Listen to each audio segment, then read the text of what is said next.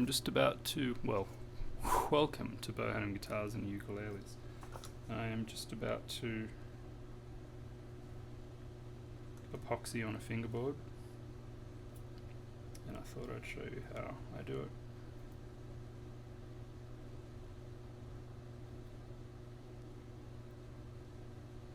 So 10 grams of resin,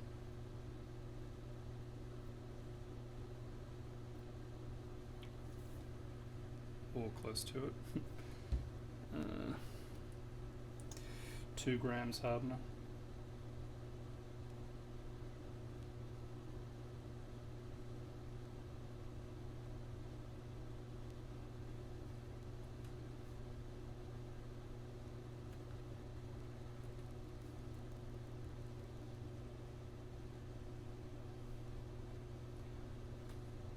putting it in these drop, well, not drop, squeeze bottles is a really good idea.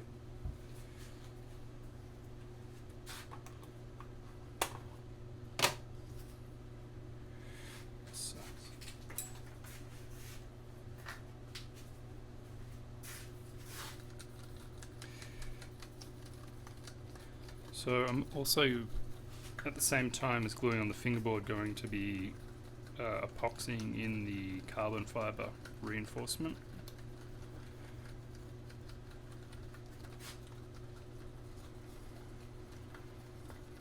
And I use my table saw, and it's a little bit loose, so I'm going to add a little bit of sawdust to this, just to thicken it up a little bit, because West System's thinner, it's about water consistency, which is a bit thin for this. Normally it's fine, but so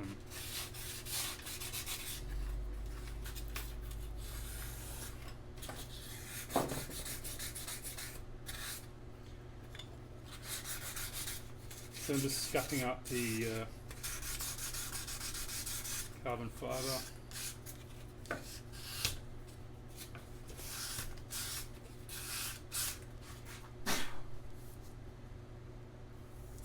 Just getting that shine off.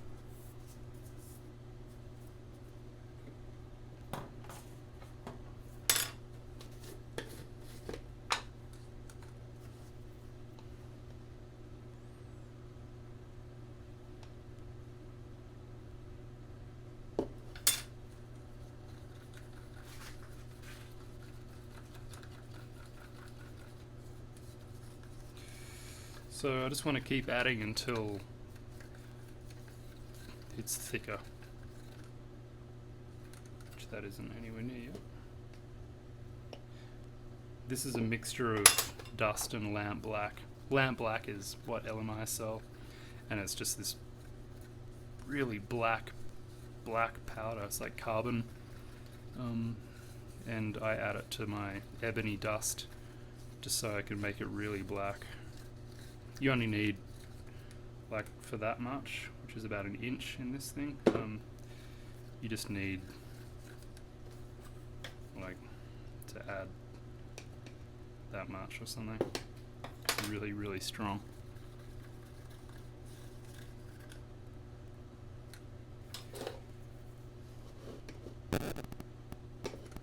So you can buy silica and other various products according to the brand to thicken up epoxy, but the silica dust, the little balloons and stuff, they mess up your lungs if you breathe them in, and they cost $20. So I'd rather use dust.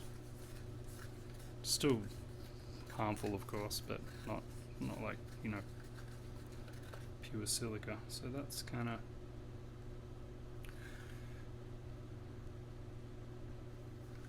still add a touch more.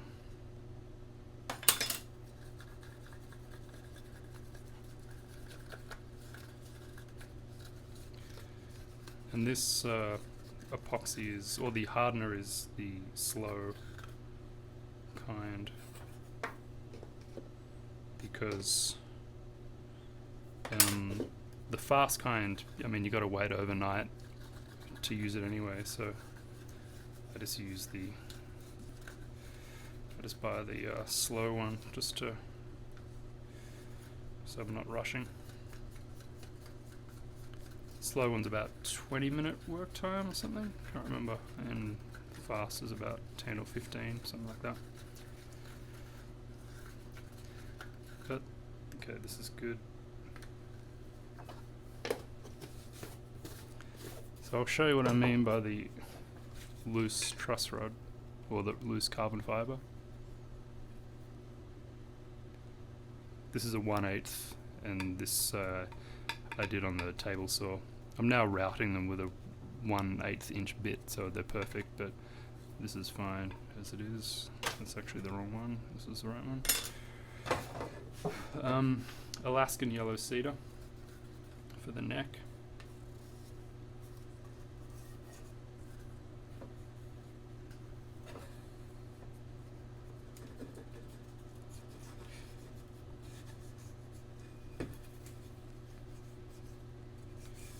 So I just want to wet the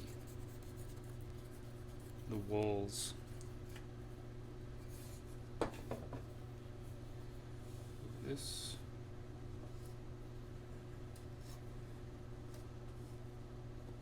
And I've just got tape on the end there, so it still will blob out the back, but not quite as much. Well, it will as much, but it's a bit more controlled. So to stop that, I put this down there like that first, and then squish it down so it's all going to come out this end, which is being nicely taped off.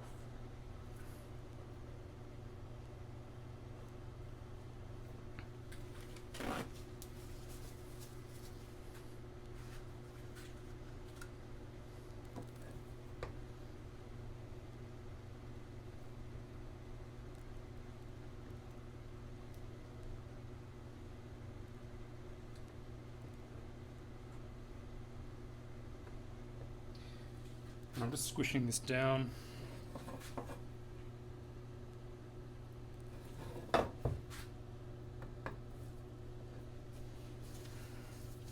Because I know it's also a little bit too deep, but that's all going to get taken care of with this thick epoxy. This is a bit messy than I usually do it, but it actually doesn't matter. So you can see that it's a bit flatter if I do that. It's a little bit lower, so I just want to lob that in. It's only like half a 64th too low. And the reason why I use epoxy to glue on fingerboards is it doesn't contain any moisture. So no water content, unlike Titebond and hide glue, which have, you know, they're 50%, well, hide glue is about 50% water.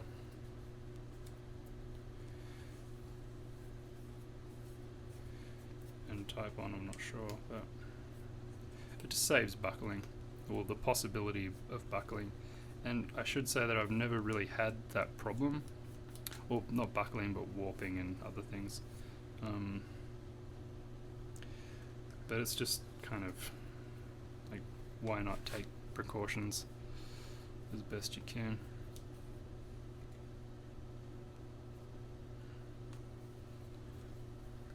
So to stop any starved glue joints, I'm putting this on both surfaces. I'm just, you know, putting it on pretty thick because this is going to squeeze out, and I'm going to be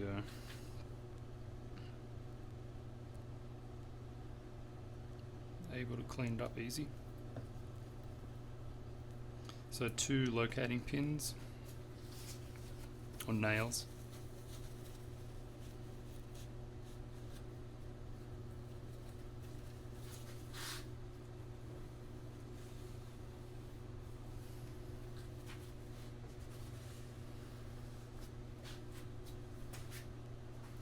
Clean as much as you can now before all the clamps go on.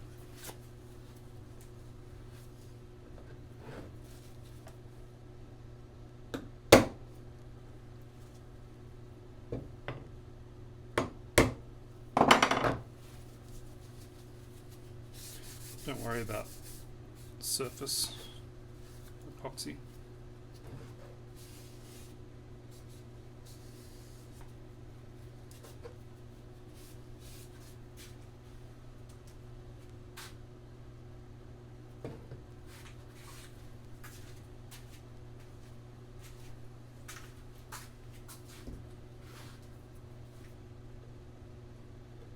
If any get in the cracks, not cracks, in the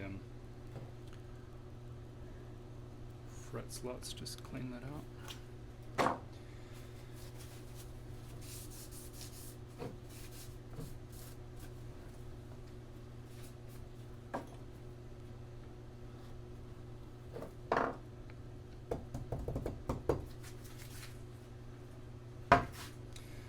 So then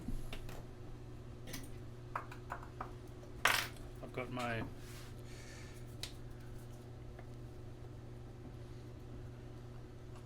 little fretboard coil, which is actually a touch short, so I'm going to grab the other one.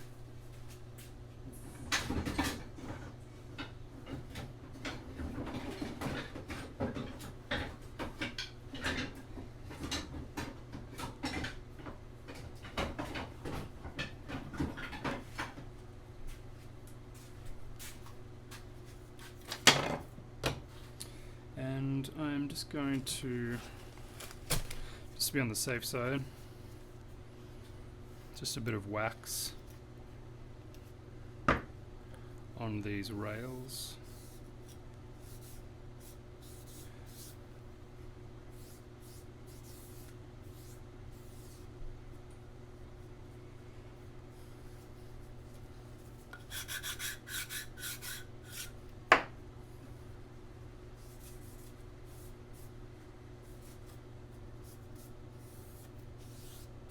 In case any epoxy gets on there.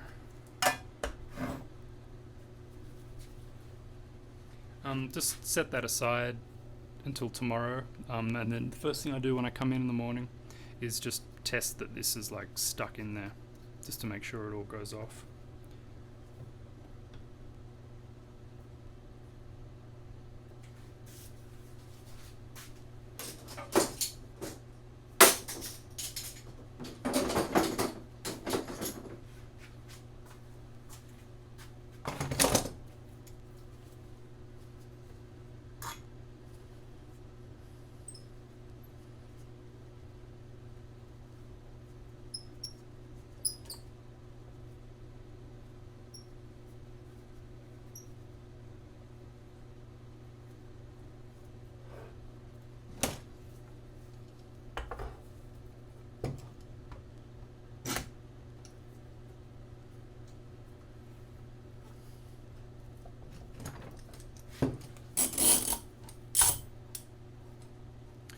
Then I'm going to turn each clamp, or put each consecutive clamp on the other side.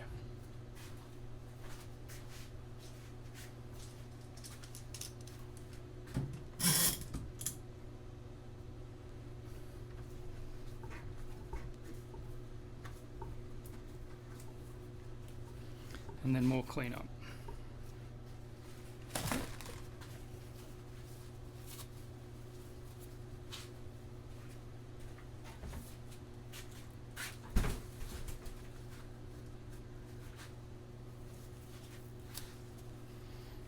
And thankfully there's no rush for this because of the slow set hardener, which is particularly helpful for the last thing I do, which I'll show you.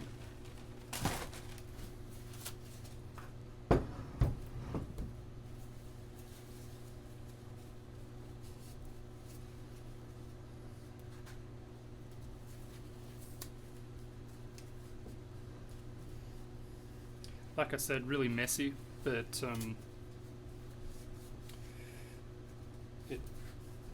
it doesn't matter. It just all gets planed away and sanded and chiseled and filed and rasped away. Rasped away.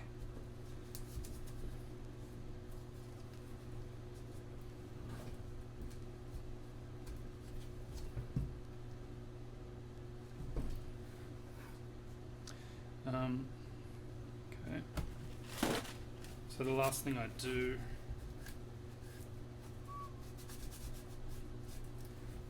is clean up that nut area.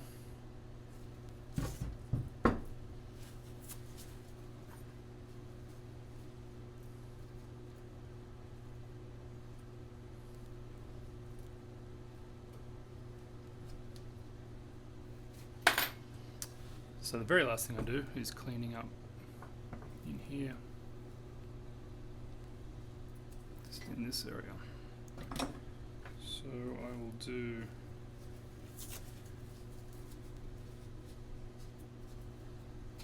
as much as I can, just like this.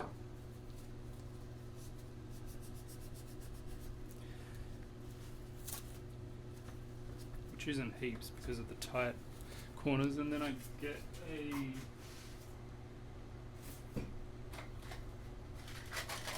I just buy heaps of these cheap brushes. I don't even know what they're called, but they are good. Just any cheap brush, but these tend to be good.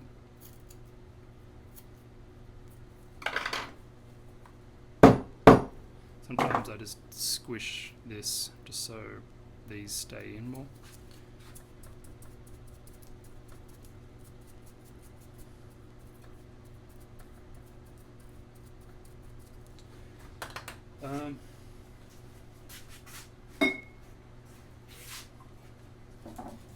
Another thing, a little bit of denatured alcohol.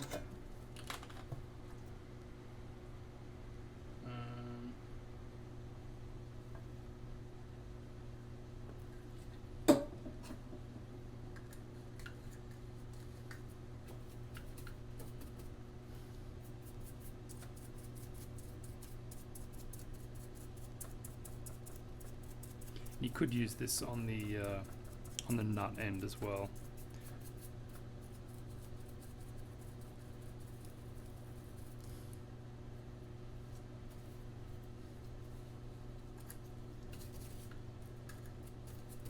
You sort of want a dry brush.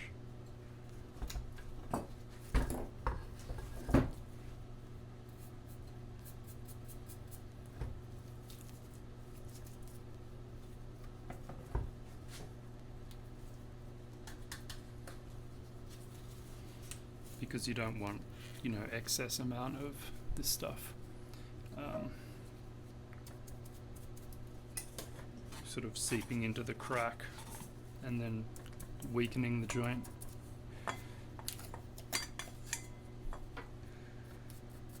So that tape can come off.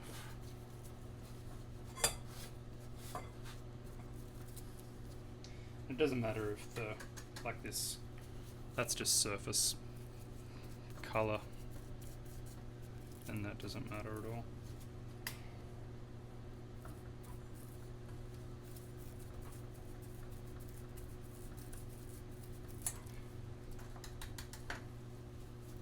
So that's how I glue on a fingerboard. The other thing I wanted to show you was this caul, which is this is for a concert uke, but it's got these sort of side I don't know, rails I suppose, so you can these are for flat fingerboards, and I have other ones for radius fingerboards, which this is a little bit radiused, and that just puts pressure across the whole fingerboard, but most importantly on the edges, which is where you want it to really be safe and sound. Well, safe and sound everywhere, but it's just good to have those rails.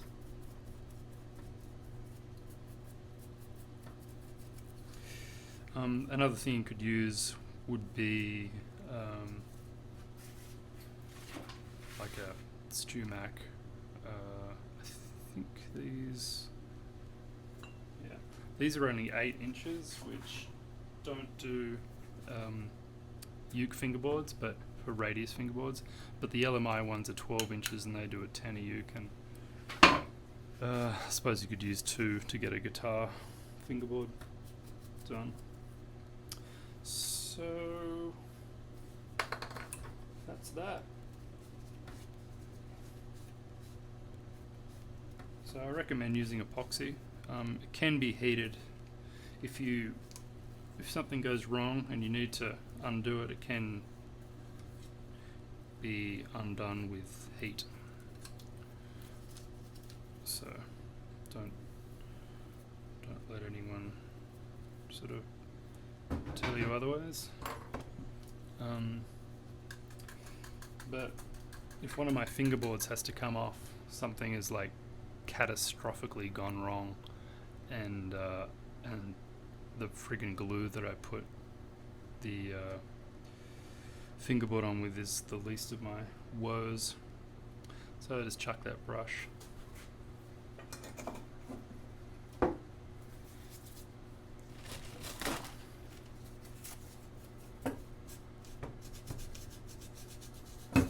Then when this is done, I make a head stock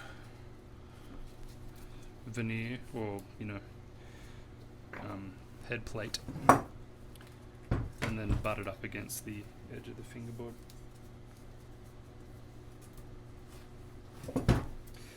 But that is that, all done, easy. And it's the end of the day for me, so it's about 5:30, and I usually do any epoxy jobs at the end of the day, just so I can put this on the ground, not tripping over it, and it'll be ready when I come in the morning. Please subscribe if you enjoy these videos.